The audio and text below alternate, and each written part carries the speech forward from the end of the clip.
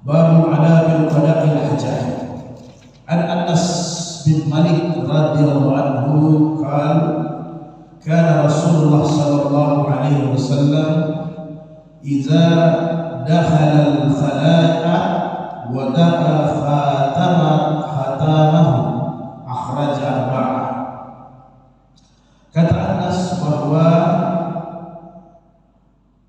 apabila Rasulullah hendak masuk ke dalam khala WC, tempat buang air, maka Rasul membuka khatamahu, cincinnya. Anas menjelaskan bahwa dalam Sahih Muslim bahwa cincin yang ditanggalkan Nabi ketika hendak masuk ke dalam WC itu bertuliskan dengan 3 tulisan. Yang pertama Muhammad, tulisan Muhammad di kepala cincinnya Nabi. Kemudian Rasul dengan tulisan Rasul, dan yang ketiga Allah. Jadi Muhammad Rasulullah itu tulisan di cincinnya Nabi.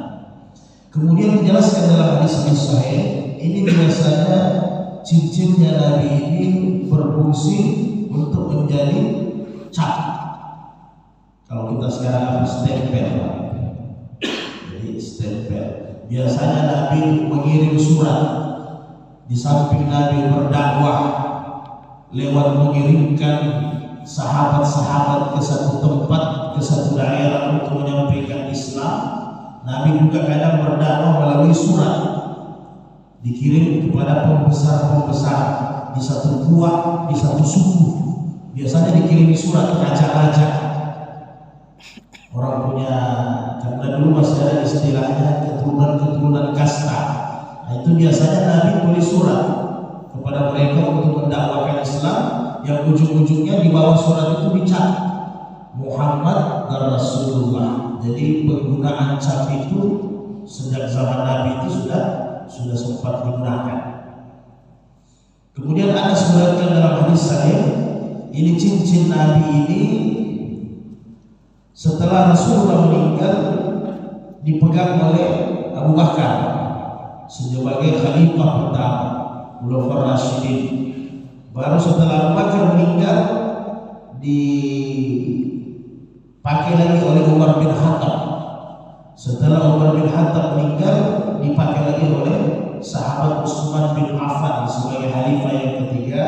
Hanya ketika di zaman Utsman, cincin ini sempat jatuh ke dalam sumur. Dalam hadis sumur Aris sempat jatuh. Setelah dicari, cincin ini tidak ditemukan. Jadi hanya sebatas dipakai ketika zaman Utsman bin Affan, sempat terjatuh dalam sumur. Jadi ulama menjelaskan, jumhur ulama 4 mazhab ahli sunnah, Imam Hanafi, Imam Syafi'i, Imam Malik, Imam Ahmad, bahwa tidak dibolehkan membawa ada tulisan-tulisan kalimat Allah ke dalam WC, ke dalam toilet.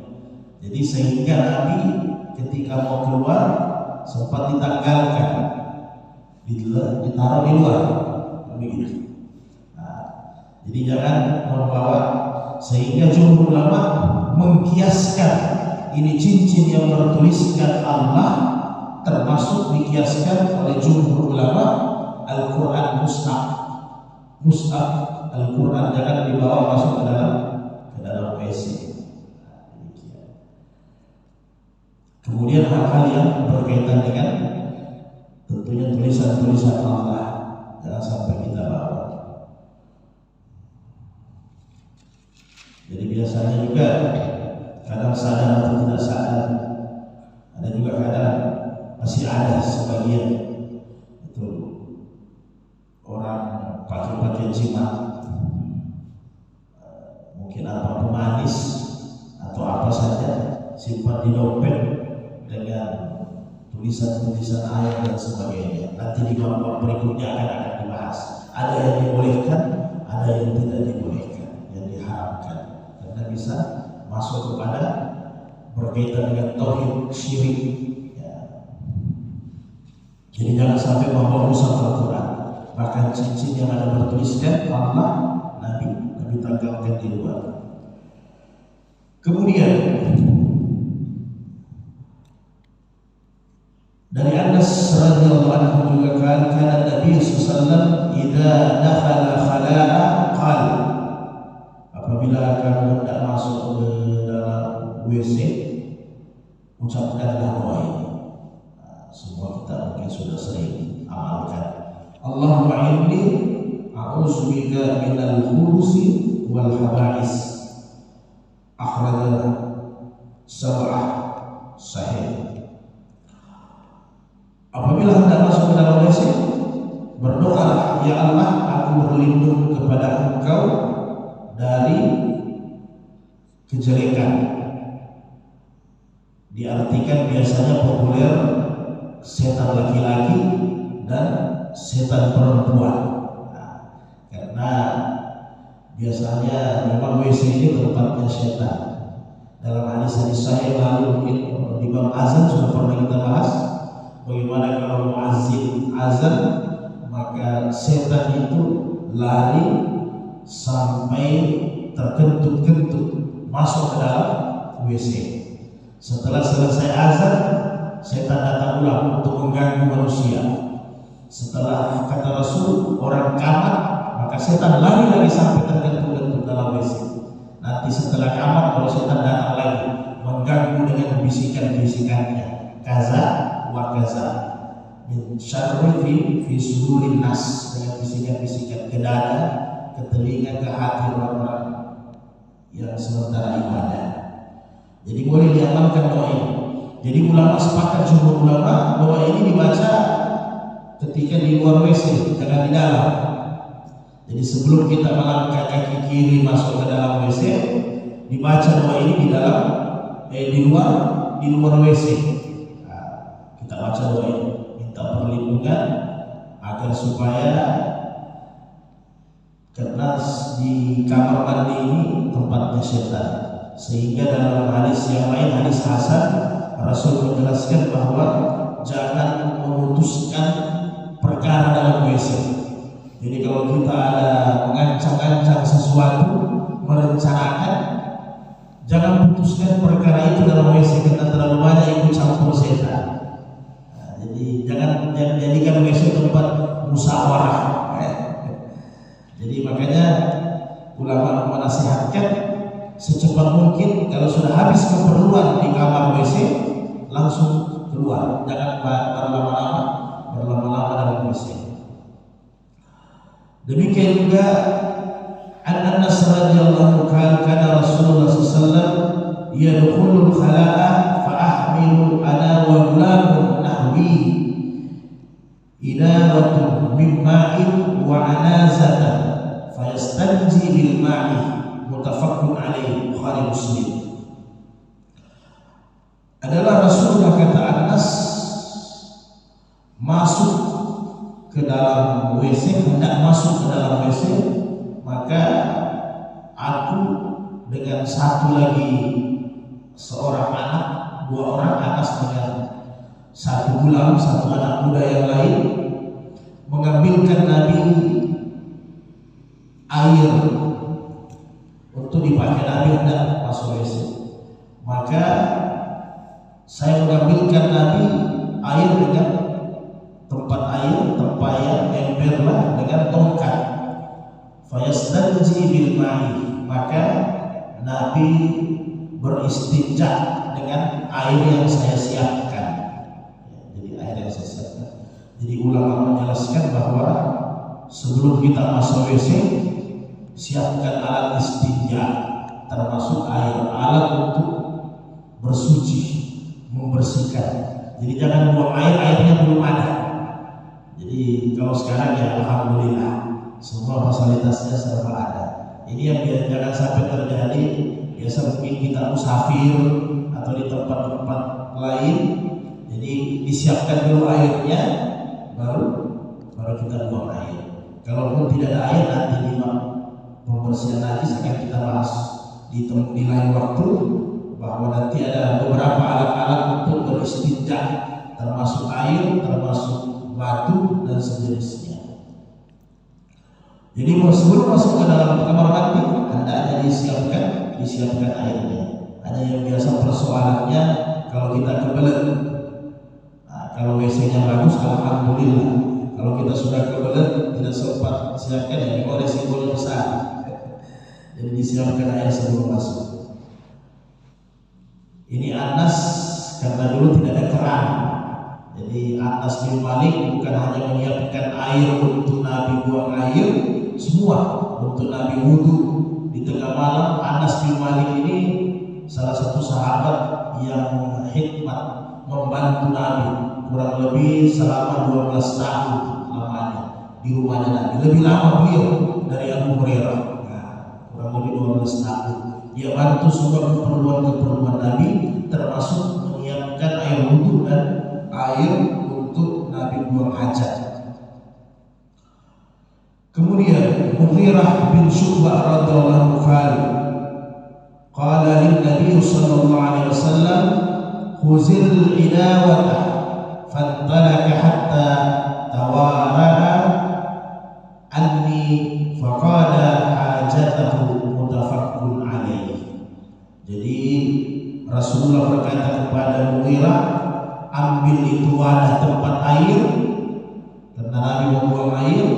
Kemudian Nabi ambil itu air, baru Nabi pergi agak jauh sampai Nabi tidak terlihat, tidak nampak, tidak kelihatan. Kemudian Nabi buang hajat di tempat yang tidak kelihatan. Artinya ini mengenai adab buang air, jangan sampai terlihat kita sama orang. Karena di zaman Nabi kan fasilitas WC, kamar mandi tidak selengkap kita. Jadi kalau terjadi seperti ini, tiba-tiba kita musafir, sekarang juga sebenarnya enak kita musafir. Tidak musafir seperti tahun 80-an kan. Nah, kalau tahun 80-an kita perjalanan ke selatan, perjalanan ke pantai timur setengah hari dapat WC. Nah, sekarang hampir ada masjid-masjid, ada juga toilet-toilet ya umum yang sudah disiapkan di tiap-tiap warung. Nah, kalau terjadi seperti begini, tidak ada sama sekali WC, maka cari tempatnya yang aman, jangan buang hajat sembarangan. Karena ini biasa kebiasaan. Ya maaf, bukan hanya sopir, semualah. Hanya kalau sopir kebetulan dia punya profesi, ya biasanya buang air kecil, main praktis saja. Berdiri di belakang bus, semprot bannya terbuka, luar biasa. Jadi kita orang Islam tidak begitu. Apalagi di daerah-daerah non-muslim Pak, luar biasa. Itu agak jorok, yang termasuknya seperti di bagian India, Sri Lanka, itu agak jorok karena non-muslim. Jadi biasanya warung, tempat makan, jadi mereka di samping tenda itu saja buang air kecil. Jadi memang kondisinya bau pesing memang. Ya namanya orang non-muslim, begitulah. Jadi bukan hanya bau badan yang keluar dari makanan yang sembarang dimakan, tapi kadang buang airnya juga sembarangan. Jadi Islam tidak begitu, jangan sampai orang kelihatan. Jadi sehingga Nabi kasih contoh, Nabi pergi di tempat yang agak jauh. Bahkan di hadis-hadis lain, di kitab-kitab fikih yang lain, biasa Nabi kalau musafir itu ambil tongkatnya dengan dibuka serbannya. Jadi tongkat dengan serban ini jadi hijab. Kira-kira dibuat seperti semi tenda untuk dipakai buang air. Kalau sekarang ya hampir tidak terjadi, tapi suatu saat bisa terjadi. Ya.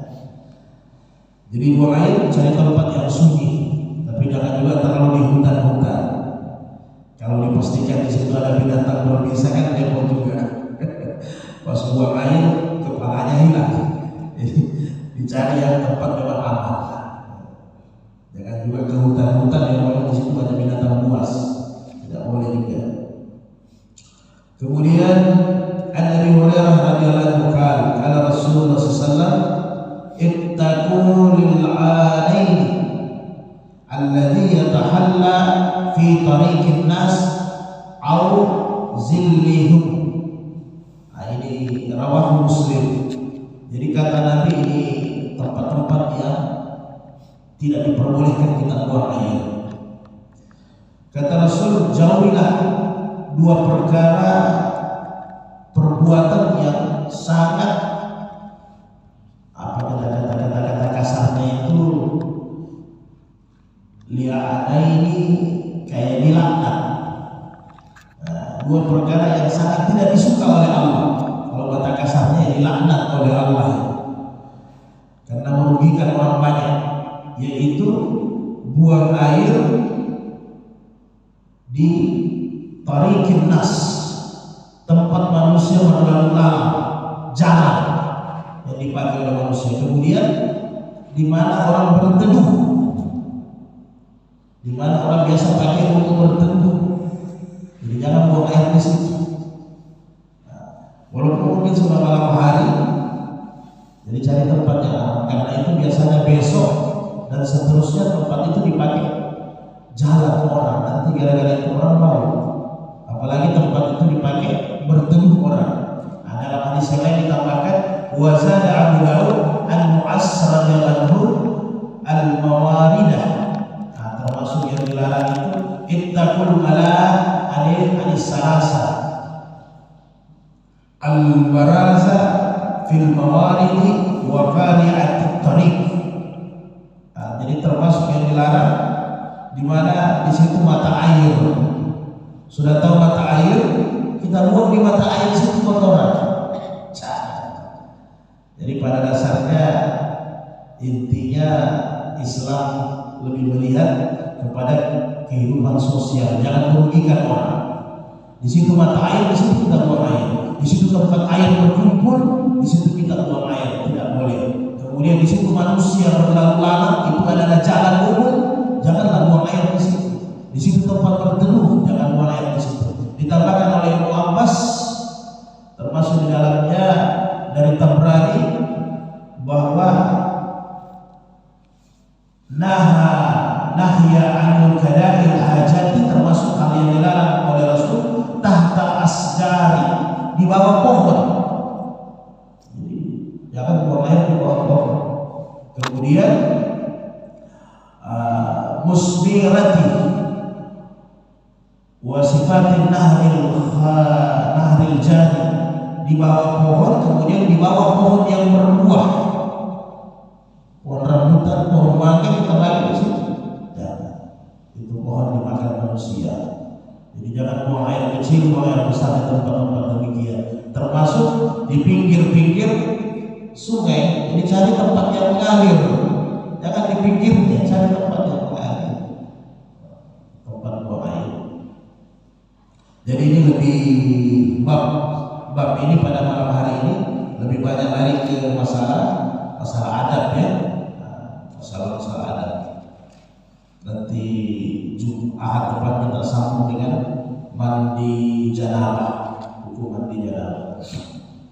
Ini adabnya. Kemudian an Jabir kala Rasulullah SAW, idza tagawwata ar-rajulani falyatawara kullu wahidin minhuma an sahibihi wa la yatahaddasa fa inna Allaha yaqutu ala zalik. Rawahu Ahmad sahih.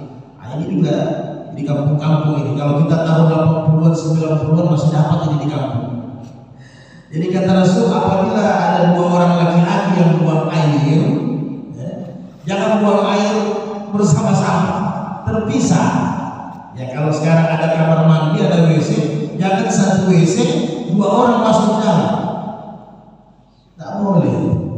Jadi satu WC. Kalau di kampung mungkin kita ada tempat buang air di sungai, jangan sama-sama, agak berjauhan, cari tempat berlindung. Kemudian kalau dengan sahabat, walam yatahaddasa, jangan berbicara. Ini kan di kampung sendiri.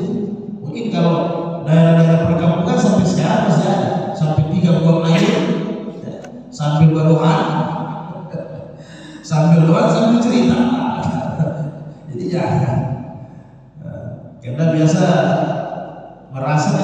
di apa, di pinggir sungai, jadi merasa, apalagi kalau sungainya dalam, jadi asik cerita, jadi jangan bercerita.